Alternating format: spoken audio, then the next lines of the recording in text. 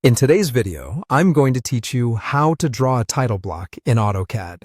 If you find this useful, consider subscribing and liking the video. First, open AutoCAD on the web and start a new drawing or open an existing one. You'll want to work in a Layout tab rather than Model space for a printable title block, so switch to a layout like Layout 1. Before you draw anything, set the page size in plot settings to match your paper. For example, 8 by 11 inches. So you know the printable area and margins. This simple step prevents your border or text from getting clipped when you plot. Next, draw the border or frame that will contain the drawing. Use the line command or polyline to sketch the outer rectangle and any inner dividing lines. Stay inside the printable area you just set and leave a clear area at the bottom or in a corner specifically for the title block fields.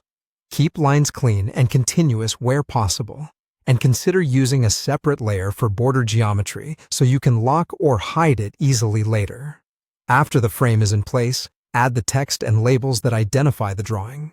Use the text or M-text tool to add labels such as drawn by, project name, and date. Choose a readable text height that will print legibly at full size, and use text styles if you plan to reuse the block across projects. If you want some fields to update automatically when used as a template, look into fields. This is more advanced and generally easier on the desktop app.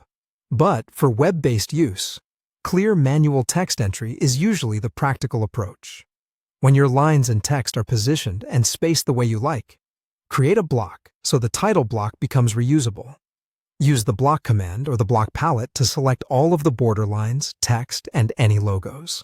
Specify a sensible base point, like the bottom left corner of the title block, so insertion is predictable. Give the block a meaningful name so you can find it later.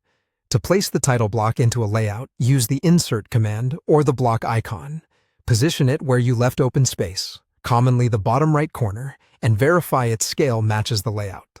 Finally, fill in the details by double-clicking the block to edit text, or by using the Properties panel to change values like drawing title, author, and date.